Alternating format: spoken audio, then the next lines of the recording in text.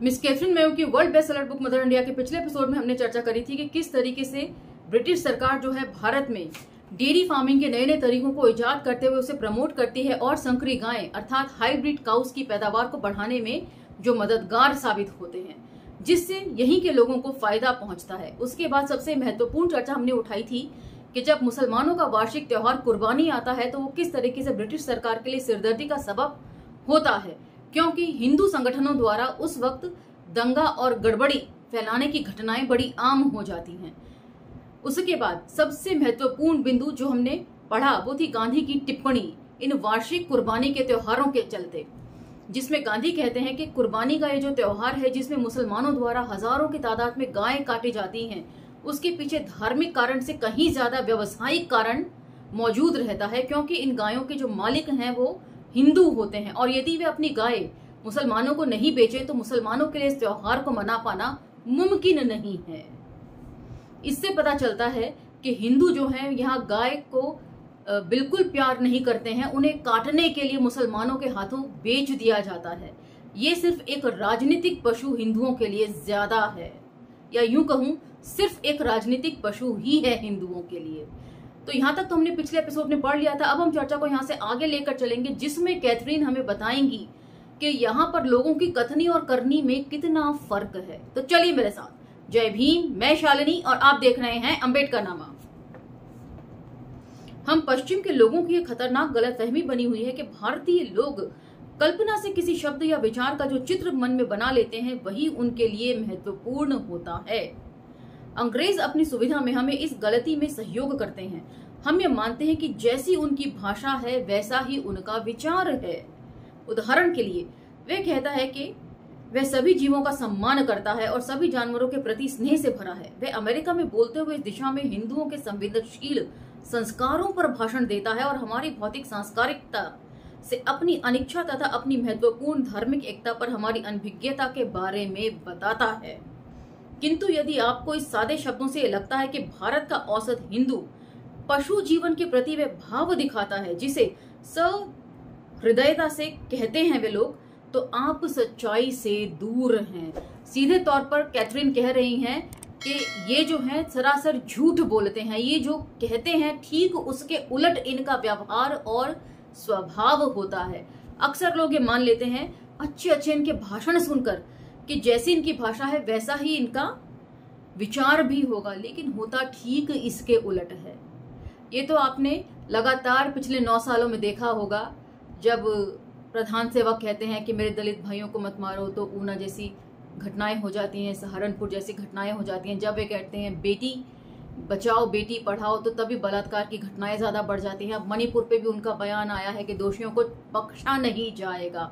इसकी भी कई तरीके से इंटरप्रिटेशंस की जा सकती हैं। कौन से दोषी? वो दोषी, उन लोगों को दोषी कहा है उन्होंने जिन्होंने इस वीडियो को बाहर लाने में मदद करी है, या वो जिन्होंने इतने जघन्य अपराध को अंजाम दिया है। हर तरीके से इंटरप्रिटेशन की जाती है। वैसे अमूमन इन लोगों की कथनी और करनी में फर्क रहा है, तो मेरी पहली इंटरप्रिटेशन मुझे ज्यादा सही लगती है। चलिए टेक्स्ट पर लौटते हैं। मैंने एक दिन बेंगलोर के एक सरकारी फार्म के लिए अनुभवी ब्राह्मण फोरमैन से कहा, मुझे पूरे भारत में देखकर दुख होता है कि आप लोग बैलों और गायों की पूंछों को उनके जोड़ से मरोड़कर उनको बहुत यातना देते हैं। वहां उन बैलों को देखो जो गाड़ी में जुते हुए हैं, उनमें हरेक की पूंछ कशे रोका से उखड़ी हुई है। आप जानते हैं इसकी वजह से उनको कितना दर्द होता है और अक्सर उनकी पूंछ टूट कर छोटी हो जाती है। उस ब्राह्मण युवक ने बिना अफसोस किए जवाब दिया, हाँ ये बिल्कुल सच है, हम ऐसा करते हैं, पर मैं बताना चाहता हूँ कि ऐसा करना जरूरी है। अगर हम उनकी पूंछों को नहीं मरोड़ेंगे तो ये जानवर तेज नहीं दौड़ पाएंगे। ऐसा लगता है कि इन ब्राह्मणों को हर चीज का एक ही तोड़ नजर आता है, प्रताड़ना देकर काबू में करना।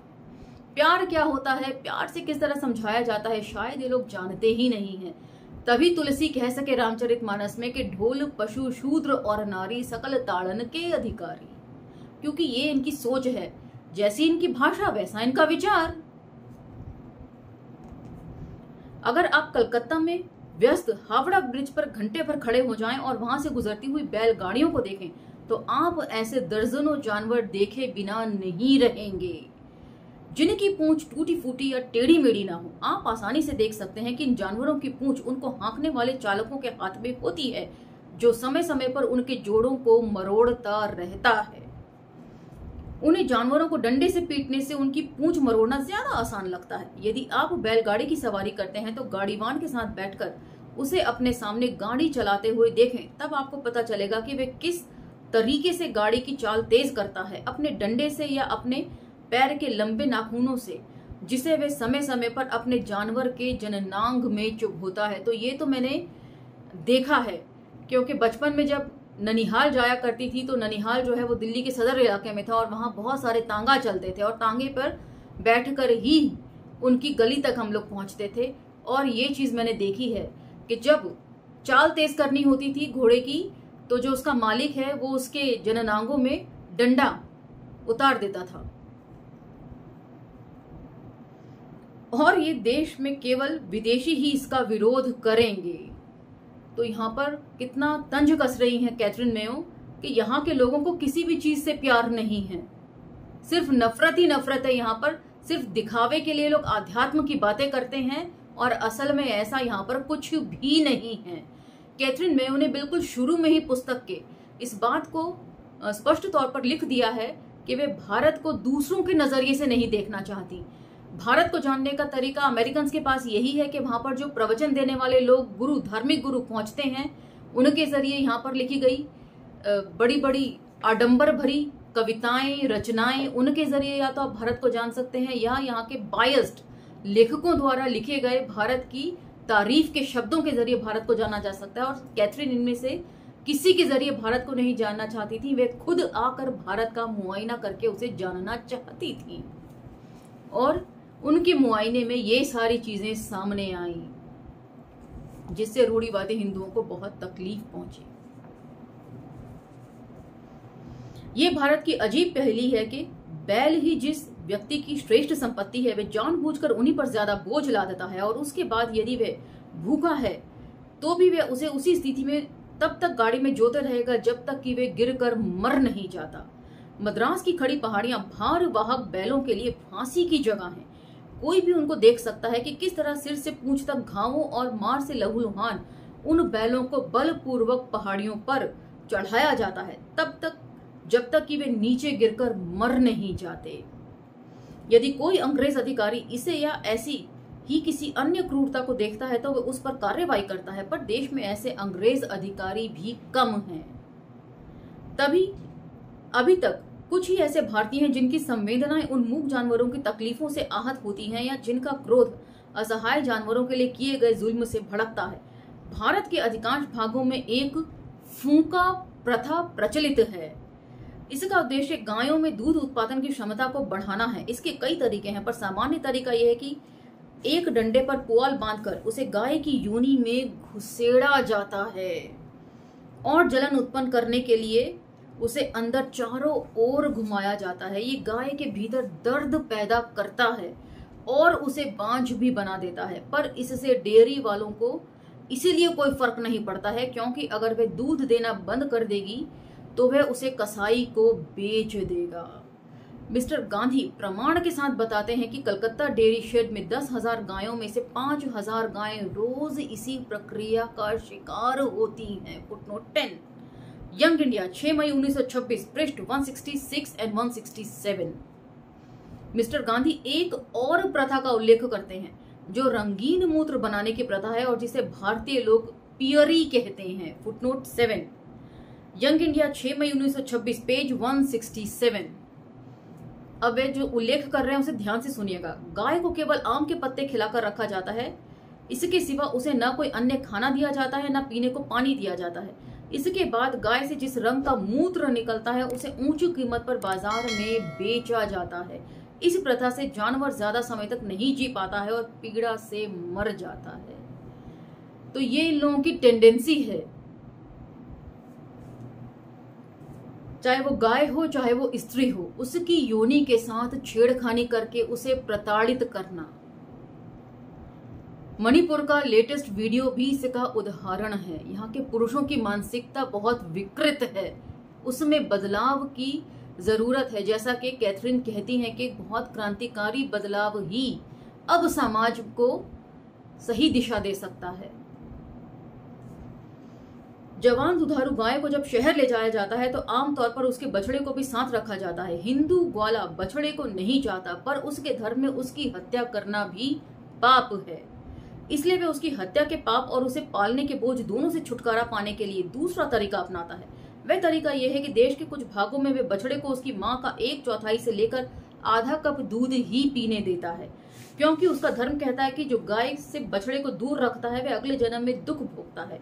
किंतु जिस छूट से गाय स्वामी की आत्मा को मुक्ति मिलती है वह भी उस बछड़े की रक्षा के लिए बहुत कम है, जो दरवाजे दरवाजे दूध के वास्ते अपनी माँ के आसपास तब तक लड़खड़ाता रहता है जब तक उसकी कांपती टांगें उसे संभाले रखती हैं। जब अंत निकट आता है तब मालिक उस नन्हे प्राणी की खाल निकलवाकर उसमें पुआल का भूसा भरवाकर सिलवा देता है। जो उसे सिलता है वह 4 डंडे लगाकर उसकी टांगे बना देता है। तो ये सब चीजें तो हमने अपनी आंखों के सामने देखी हैं। दिल्ली के कोटला मुबारकपुर में जब किराए के मकान पर हम लोग रहते थे, उस वक्त मैं बहुत छोटी थी, 10 या 11 साल की रही होंगी। तो पीछे गुर्जरों की बस्ती थी और बहुत सारे दूधिये भी रहा करते थे। तो उनकी बस्ती में जाकर ताजा दूध लेकर सभी लोग आते थे, कॉलोनी के, हम भी जाते थे। तो वहां पर ये सब चीजें मैंने अपनी आंखों से देखी हैं, लेकिन कभी इस पर इस तरीके से विचार नहीं किया जिस तरीके से कैथरीन ने विचार करके इसे कलमबद्ध किया है।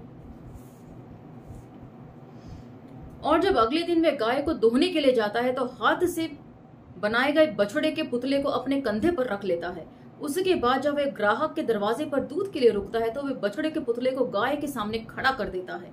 इसके अलावा बड़े कारखानों में तो नवजात बछड़ों को सुबह से ही डेयरी के दरवाजे पर कूड़ा उठाने वाली गाड़ियों को में फेंक दिया जाता है और वे गाड़ी उनको ले जाकर कूड़ा घर में डाल देती है, जहां वे कचरे के ढेर में अपनी अंतिम सांसें लेते हैं। तो ये प्यार है हिंदुओं का गायों के प्रति, उसके बछड़ों के प्रति। फिलीपींस की केराबाव जल भैंसें गांव में बेहद उपयोगी प्राणी हैं। दिल्ली नस्ल की अच्छी भैंसें 6 से 10 हजार पाउंड तक प्रति वर्ष दूध देती हैं, जिसमें 7.5 से 9% मक्खन होता है। गाड़ी और हल के लिए भैंसा भी एक शक्तिशाली जानवर बना हुआ है, किंतु ये प्रजातियों को बढ़ाने के लिए खर्चीला है। इसलिए दूध व्यापारियों के लिए सामान्य बात है कि वे अपने लबारों (ब्रैकेट) भैंस के नर बच्चों, जिनका एक नाम कटरा भी है। इससे पता चलता है कि यहाँ के देशज शब्दों के साथ भी वो कितनी फेमिलियर थी, को भूखा रखकर मार देते हैं। इस तरह के अनेक प्रमाण यंग इंडिया में दिए गए हैं, जिनमें से एक यहाँ प्रस्तुत है, फुटनोट 8। यंग इंडिया 6 मई 1926, पेज 166 एंड 167। अब उदाहरण सुनिए। असंख्य कटरों को सड़कों पर भूख से मरने के लिए छोड़ दिया जाता है और बहुधा जब वे थककर नीचे गिर जाते हैं तो ट्राम, मोटर कार और अन्य गाड़ियों से कुचलकर अपंग हो जाते हैं। सामान्यतः भैंसों के दूध को बिक्री हेतु बेचने के लिए उनके कटरों को रात में पशुशालाओं से भगा दिया जाता है। अन्यथा कटरे को उस जगह पर कहीं भी खूंटे से बांध दिया जाता है और खाना पानी दिए बगैर उसे ऐसे ही छोड़ दिया जाता है, जिससे वह भूख प्यास से तड़प तड़प कर मर जाता है। जल भैंसों में पसीने की ग्रंथियां न होने से वे सूरज की गर्मी में बहुत परेशान रहती हैं और इसलिए उनको असुरक्षित स्थिति को सहने के लिए कभी बाध्य नहीं किया जाना चाहिए। तो इसी से शायद ये कहावत बनी होगी कि गई भैंस पानी में। तो जल भैंसे जो होते हैं उनमें पसीने की ग्रंथि नहीं होती है, इसलिए वो हमेशा पानी में बैठी रहती हैं और इसीलिए कहावत बनी है कि गई भैंस पानी में। अब गई तो निकलेगी नहीं आसानी से, सूरज ढलने पर ही बाहर आएगी। लेकिन कितना प्रताड़ित किया जाता है इन जल भैंसों के बच्चों को मारने के लिए, ये सुनिए। यंग इंडिया में एक अन्य लेखक कहता है, हर किसी को पता है कि वह अर्थात भूखे लबारों को आमतौर पर उस जगह पर बांधा जाता है जहां सबसे ज्यादा धूप होती है। आमतौर पर दूधी अपने पशुओं के लबारों को मारने के लिए यही तरीका अपनाते हैं। बेचारे गर्मी से तड़प तड़प कर भूख प्यास से मरते हैं। कितनी दर्दनाक मौत है ये। इसके बाद शहरी दूधियों से देश के मालिकों तथा देश के क्षेत्रों की ओर मुड़ते हुए मिस्टर गांधी हमारे सामने ये तस्वीर रखते हैं। फुटनोट 9 वही अर्थात यंग इंडिया 6 मई 1926, page 166-167। Gujarat within bracket उत्तरी बॉम्बे प्रेसिडेंसी में बछड़े को बस दूध देना बंद करके भूखा रखा जाता है। देश के दूसरे भागों में उसे हिंसक जानवरों का शिकार बनने के लिए जंगलों में छोड़ दिया जाता है। बंगाल में बहुधा ऐसे जंगल में ले जाकर उसे बांध दिया जाता है और बिना खाना डाले छोड़कर आ जाते हैं, जहां या तो वह भूख से मर जाता है या जंगली जानवर का आहार बन जाता है। और ऐसा काम वे लोग करते हैं जिन्हें अपने धर्म में किसी भी जानवर को मारने की अनुमति नहीं है, यहां तक कि तब भी नहीं जब वे अत्यधिक पीड़ा में हो। तो ये गांधी के विचार हैं गायों और उनके बछड़ों के लिए, उन लोगों के लिए जो ऐसा करते हैं गायों के प्रति। इससे भी ग्रामीणों को ये याद दिलाया जाता है कि उनकी गायों का यही भाग्य है कि जब वे बीमार या इतनी बूढ़ी हो जाएं या किसी भी काम की ना रह जाएं तो उन्हें गांव के बाहर छोड़ दिया जाए, जहां बीमारी और भूख से वे अपनी इतनी अशक्त हो जाएं कि उनके खुर और सींग भी उनकी सुरक्षा नहीं कर सकें और गांव के भूखे कुत्ते उन्हें नीचे गिराकर नोच नोच कर खत्म कर देते हैं। निश्चित रूप से कोई पश्चिमवासी पर्यटक भी उन कुत्तों को देखे बिना भारत से नहीं गुजरा है।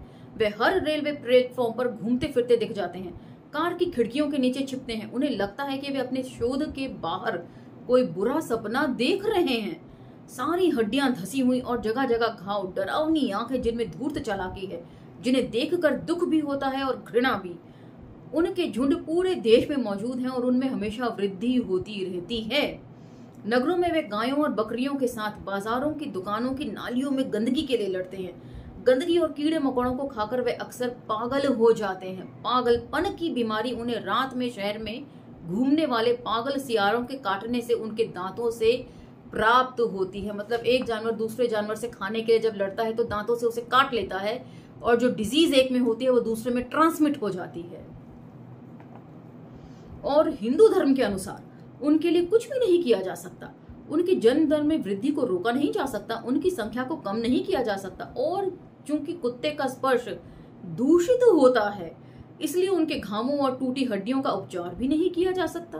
कुत्ते का स्पर्श दूषित होता है, लेकिन बहुत सारे पंडित जो हैं वो काले कुत्ते को खाना खिलाने की बात कहते हैं कि काले कुत्ते को यदि आप खाना खिलाएंगे तो आपकी इच्छा पूरी हो जाएगी। हमारे यहाँ हिंदू कॉलेज में भी हैं एक टीचर जो खिलाते हैं, नाम नहीं लूंगी मगर हैं, उन्होंने काला कुत्ता पाल रखा है। वो बेशक आने जाने वाले हर एक को काटता है, लेकिन उन्होंने फिर भी उसको पाल रखा है क्योंकि उनकी मनोकामना पूरी उनको करवानी है उस कुत्ते के जरिए।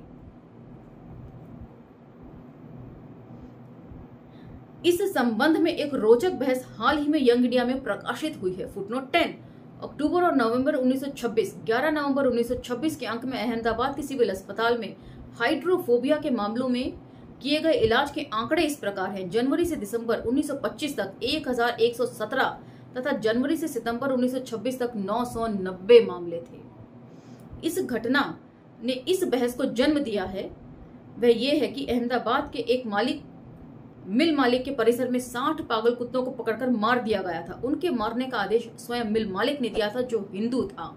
इस घटना के नगर में लोगों की भावनाओं को आहत कर दिया था और हिंदू ह्यूमैनिटेरियन लीग ने इस मामले को धर्म के विशेषज्ञ के रूप में धर्म संकट की दृष्टि से विचार करने के लिए मिस्टर गांधी के पास भेज दिया था। लीग ने उनसे पूछा था, आप सवाल सुनिए, जब हिंदू धर्म में किसी भी जीव की हत्या करना मना है तो क्या आपकी दृष्टि में पागल कुत्तों की हत्या करना उचित है? जिसने कुत्तों की हत्या की और जिसके कहने पर ये हत्याएं की गईं, क्या वे दोनों व्यक्ति पापी नहीं है? अहमदाबाद नगर पालिका भी शीघ्र ही आवारा कुत्तों का बंध्याकरण करने का प्रस्ताव ला रही है। क्या हमारा धर्म किसी जानवर का बंध्याकरण करने की स्वीकृति देता है? इन प्रश्नों पर हिंदू वैचारिकी से मिस्टर गांधी का उत्तर इस प्रकार है। सचमुच इस विषय पर दो मत नहीं हो सकते कि हिंदू धर्म जीवित प्राणी की हत्या को पाप मानता है। इसी हिंदू धर्म ने यह भी निर्धारित किया है कि बलि के लिए की गई पशु की हत्या में कोई हिंसा नहीं है। वैदे की हिंसा हिंसा न भवते, जो अपरिहार्य है उसे हिंसा नहीं माना गया है। धर्म के नाम पर आप बलि दे सकते हैं, वो हिंसा की कैटेगरी में नहीं आता है। इतना तक कि बलि देने के क्रम में जो अपरिहार्य हिंसा होती है, व्यावहारिक विज्ञान उसकी न केवल अनुमति देता है बल्कि उसको सही भी मानता है। किंतु जो व्यक्ति अपनी निगरानी में प्राणियों की सुरक्षा के लिए उत्तरदायी है और जिसमें घावों को ठीक करने के लिए भावना और गुण नहीं है, वरन पागल कुत्ते को मारने की क्षमता है, उसे अपने कर्तव्यों से संघर्ष करना पड़ता है। यदि वे कुत्ते को मारता है तो पाप करता है, यदि वे कुत्ते को नहीं मारता तो उससे बड़ा पाप करता है। बताइए, कुत्ते को मारता है तो पापी है और अगर नहीं मारता तो उससे भी बड़ा पापी है, मतलब मारकर ठीक किया। इसलिए उसने कम पाप के पहले विकल्प को चुना। इसलिए यह असंख्य दुख का विषय है कि आवारा कुत्तों आदि के मारने का प्रश्न भी इस पवित्र भूमि पर अहिंसा का अंश माना जाता है कि आवारा कुत्तों को मार देना हिंसा नहीं है। पागल कुत्तों और उन जैसे दूसरे जानवरों को जो रेबीज के लिए जिम्मेदार है मारना एक पाप हो सकता है, पर अगर ये पाप है तो आवारा कुत्तों को भोजन न देना भी पाप होना चाहिए। अहिंसा की भूमि पर सबसे बड़ा पाप एक भूखे कुत्ते को रोटी का टुकड़ा डालना है या उसे दुख से बचाने के लिए मारने में है। तो कैथरीन अब यहां पूछ रही हैं कि बताइए, जो आवारा कुत्ते जिन्हें हम कहते हैं उनको खाना दे देना, अपने हिस्से में से एक रोटी उनको खिला देना सही बात है या उनको मार ही डालना सही बात है? पर मिस्टर गांधी बात के विकल्प को सही मानते हैं। उनको भूखे रखने से अच्छा है कि उनको मार दिया जाए, जिसमें भले ही जानवर पागल हो। उनके इस कथन के कारण उन्हें हिंदुओं का भारी विरोध का सामना करना पड़ रहा है, जिसके नीचे वे दबकर करहा रहे हैं। अब चूंकि एकमात्र उपाय बंध्याकरण रह जाता है, स्टेरिलाइजेशन, जिस पर इसीलिए धार्मिक प्रतिबंध है क्योंकि जीवन के निर्दिष्ट चरणों को विकसित होने से रोक देता है। इसलिए भारत के बहुत से दूसरे दुखों की तरह कुत्ते के दुख भी वृत्ताकार चक्कर काटते रहते हैं। व्यंगात्मक शैली में इस बात को कैथरीन लिख रही हैं। तो आज का एपिसोड और चैप्टर 18 यहाँ पर समाप्त होता है। अगले एपिसोड में हम 19th चैप्टर की तरफ बढ़ेंगे। लेकिन आपके जो भी विचार हैं वो मुझे कमेंट सेक्शन में बताते रहिए। आपको ये सारी बातें कितनी समझ में आ रही हैं और आपकी सहमतियां और असहमतियां, सभी का स्वागत है अंबेडकर नामा के इस मंच पर। इसी के साथ मुझे आज्ञा दीजिए, लेकिन यदि आपको इन वीडियोस इंफॉर्मेटिव लगती हैं तो इनको दूसरे सोशल मीडिया पर स्प्रेड जरूर कीजिएगा। मिलते हैं अगले एपिसोड में। धन्यवाद।